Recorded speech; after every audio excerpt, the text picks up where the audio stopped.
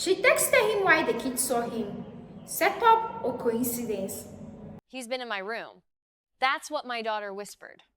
Not said, not cried, whispered like it was a secret she wasn't supposed to tell. I froze. Completely. But before we continue, please subscribe and turn on the notification bell for updates. One hand still resting on the edge of her blanket, the other halfway to the lamp. The room felt different instantly, like the air had thickened, like something unseen had just stepped closer. You ever get that feeling? Where your body reacts before your brain can catch up. Who's been in your room? I asked, keeping my voice soft, calm, controlled. Lily didn't look scared. That's what made it worse. She just leaned closer, her small fingers gripping my sleeve, and tilted her head toward the hallway. I see him at night. A pause. A long one. Then I turned, and that's when I saw my mom, standing in the doorway, perfectly still, not confused, not concerned, still. Her face, it didn't change right away, but then slowly it drained of color, like she'd just heard something she already understood. Who? She asked. But it didn't sound like a question. It sounded like she was buying time. I looked back at Lily. What does he look like? She shrugged lightly. He just stands there. Sometimes he comes closer. My stomach dropped. I turned back toward my mom, and she was already looking down at her phone, typing fast, too fast. Her hands were shaking, but she didn't stop, didn't even look up. That's when something inside me snapped into place. Not fear, instinct. I stood up slowly, walked toward her. She stepped back slightly, but not enough. Mom, I said. No response. So I didn't ask again. I just took the phone out of her hands. Aaron, don't. Too late. It was already unlocked. Messages open. And right at the top, one name. A name I hadn't seen in over a decade. My chest tightened as I stared at it. Then I looked up at her, slowly. Why? I asked, my voice barely holding steady. Is his name in your phone? The name wasn't unfamiliar. That's what made it so much worse. Daniel Vaughn. I hadn't said it out loud in years, but the second I saw it, every memory came rushing back like it had been waiting. You remember him, don't you? I asked, staring at my mom. She didn't answer, didn't even try. Instead, she reached for the phone again. Aaron, give that back. You're blowing this out of proportion. Out of proportion? My thumb was already scrolling. Message after message. Recent, frequent, casual, like they'd never stopped talking. My stomach twisted as I read. She doesn't suspect anything. You said nights were easier. I'll wait until she's asleep. I felt something cold settle in my chest. Not confusion anymore. Understanding. Slow, heavy, inevitable. You've been talking to him? I said, quieter now, sharper. My mom finally looked at me, but there was no apology there, no panic. Just irritation. Lower your voice, she snapped. Lily's right there. That's when it clicked. This wasn't new. This wasn't a mistake. How long? I asked. She crossed her arms. It's not what you think. That's always what people say when it's exactly what you think. I glanced down the hallway toward Lily's room. The door was still open, her small shadow visible against the wall. Then something else hit me, a detail I hadn't questioned before. You've been putting her to bed every night, I said slowly. My mom didn't respond. Didn't deny it either. I looked back at the messages, at the timestamps, late night, every night. A pattern, a routine, a setup. My grip tightened around the phone. You've been letting him into this house, haven't you? Silence. Not hesitation, silence. And then she looked past me, toward the front door, not at me, not at Lily. The door. And in that moment, I didn't need her to answer. I didn't wait for her to say it. I ran straight to the front door, You know that feeling when your body moves before your thoughts catch up? That was it. My heart was pounding so hard I could hear it in my ears. I grabbed the handle, checked the lock, deadbolt locked. But the chain was hanging loose. My stomach dropped because I never leave it like that, ever. Slowly, pieces started locking into place, and none of them felt accidental. Behind me, I could hear my mom's footsteps approaching. Not rushed, not panicked, calm, too calm. She handles the locks, I thought, every night, for weeks. I turned around. How many times, I asked. My voice didn't even sound like mine anymore. She sighed, actually sighed like this was exhausting for her. You're overreacting, she said. Overreacting. To a man who used to show up uninvited, to messages about sneaking in at night, to my daughter saying someone's been in her room. Answer me, I said, stepping closer. How many times has he been here? She hesitated. Then finally, a few, she muttered. A few? What does that even mean? I snapped. 2, 10, every night? Her jaw tightened. He just wanted to talk. I let out a short, disbelieving laugh. To who? Me?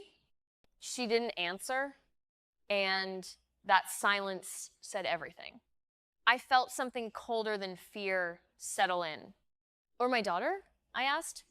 Still nothing. Just that same look. Not guilt, not even regret. Just annoyance that this had become a problem.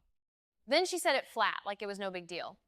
He misses you. He wanted to see your life. My life, my house, my child. That's when I realized Lily wasn't imagining anything. Not a single thing. Before I could say anything else, a slow creak cut through the silence. We both turned down the hallway. Lily's bedroom door was opening.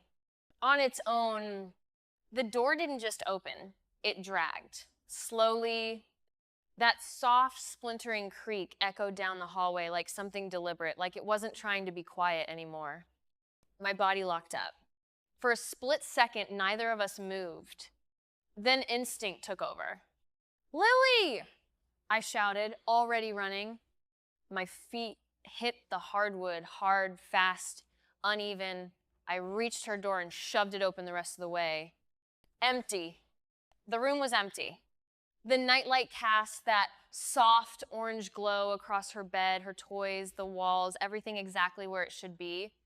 Except one thing. The window, it was open, just slightly, enough for the curtain to breathe inward with the night air. I stepped closer, my pulse roaring in my ears. No, no, no, no. The latch was loose, and along the frame, faint scuff marks. Not old, fresh, like shoes, dragging, repeating. I turned sharply back toward the hallway. My mom was standing there, arms folded now, but her composure was thinner, cracking at the edges. You didn't just let him in through the door, I said, my voice low, controlled. She didn't answer, didn't need to. The silence confirmed it. I laughed once, short, hollow. You gave him access, didn't you? Still nothing.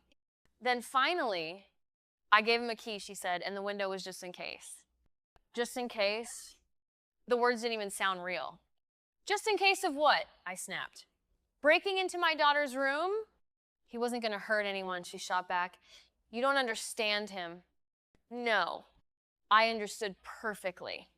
This wasn't about Daniel.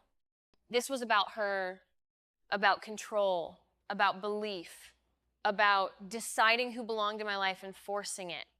I pulled out my phone, hands shaking now for a different reason. Anger, I dialed 911. Yes, I said, pacing toward the window. There's someone who's been entering my house at night. I have proof. And then I saw it. Movement. Outside. A shadow crossing the yard. Fast. heading toward the street. I stepped closer to the glass, breath fogging it slightly. There was no doubt. It was him. The dispatcher's voice cut in. "Ma'am, do you know who the individual is?" I didn't look away, didn't blink. "Yeah," I said quietly. My grip tightened on the phone, and he's been inside my house. The police found him within minutes.